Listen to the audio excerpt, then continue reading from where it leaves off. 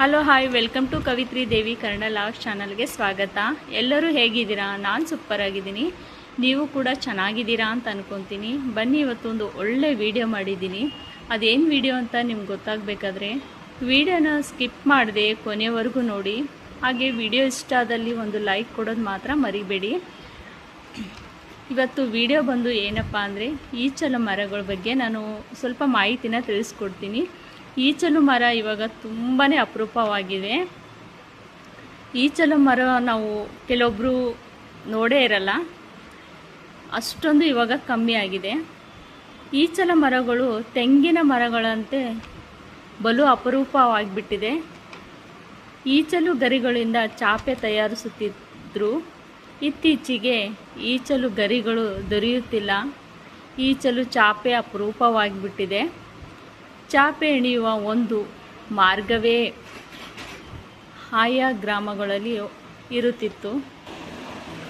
ಒಕ್ಕಲುತನದಲ್ಲಿ ಬಳಕೆಯಾಗುವ ತಟ್ಟೆ, ಹೆಡಗಿ, ಬಂಡೆಗಳಲ್ಲಿ ಬಳಸಲಾಗುತ್ತಿತ್ತು. ಬಗಲು ತಟ್ಟೆಗಳನ್ನು ತಯಾರಿಸಲಾಗುತ್ತಿತ್ತು. ರೈತರು ಧಾನ್ಯಗಳನ್ನು ಶೇಖರಣೆ ಇಡಲು ಗುಮ್ಮಿಗಳನ್ನು ಈಚಲ ಮರಗಳಿಂದ ತಯಾರಿಸಲಾಗುತ್ತಿತ್ತು. ಸ್ಥಳೀಯರಾಗಿಯೇ ದೊರೆಯುತ್ತಿದ್ದವು. ಕಚ್ಚಾ ವಸ್ತುವಿನಿಂದ ನಾನಾ ವಸ್ತುಗಳನ್ನು ತಯಾರಿಸಿ ಬದುಕು ಸಾಗಿಸುತ್ತಿತ್ತು. ಅನೇಕ ಕುಟುಂಬಗಳಿದ್ದವು. ಈಚಲ ಗರಿಗಳಿಂದ ಬಾರಿಗೆಯನ್ನು ತಯಾರಿಸಲಾಗುತ್ತಿತ್ತು. ಹಿಂದೆ ಎಲ್ಲ ಪ್ಯಾಕ್ ಮಾಡಲು ಈಚಲು ಚಾಪೆಯನ್ನು ಬಳಸಲಾಗುತ್ತಿತ್ತು. ಅನೇಕ ನೈಸರ್ಗಿಕ ಸಂಪನ್ಮೂಲಗಳೊಂದಿಗೆ ಈಚಲು ಗಿಡಗಳು ಇತ್ತೀಚೆಗೆ ಕಣ್ಮರೆಯಾಗುತ್ತಿರುವುದು ಗ್ರಾಮೀಣ ಭಾಗದ ಹಿರಿಯರಲ್ಲಿ ಬೇಸರ ಇದೆ.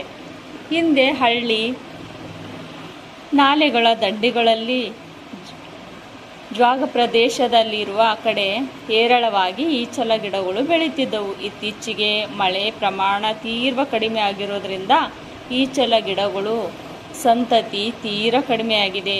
ಖಜೂರು ಮತ್ತು ಉತ್ಪತ್ತಿ ತಳಿಯನ್ನು ಈಚಲ ಮರಗಳು ವಿಶಿಷ್ಟವಾದ ಈಚಲ ಹಣ್ಣಿನ ಆಸೆಯಿಂದ ಮರ ಏರುವ ಮಕ್ಕಳು ಮುಳ್ಳು ಚುಚ್ಚಿಸಿಕೊಂಡು ಈಚಲ ಹಣ್ಣುಗಳನ್ನು ಕಿತ್ತುಕೊಂಡು ತಿನ್ನುತ್ತಿದ್ದರು. ತುಂಬಾ ರುಚಿಯಾಗಿರುವ ಈ ಹಣ್ಣುಗಳು ಮಕ್ಕಳಿಗೆ ತುಂಬಾ ಇಷ್ಟವಾಗುತ್ತಿತ್ತು. ಈಚಲ ಹಣ್ಣುಗಳು ಕಪ್ಪು ಬಣ್ಣ ಮತ್ತು ಹಳದಿ ಬಣ್ಣಗಳಿಂದ ಕೂಡಿರುತ್ತದೆ. ಈ ಹಣ್ಣುಗಳು ಮಕ್ಕಳಿಗಂತೂ ಅತಿ ಪ್ರಿಯವಾದ ಹಣ್ಣುಗಳು. ಮುಳ್ಳು ಚುಚ್ಚಿಸಿಕೊಂಡು ಆದರೂ ಈ ಹಣ್ಣುಗಳನ್ನು ಮಕ್ಕಳು ತಿನ್ನುತ್ತಿದ್ದರು.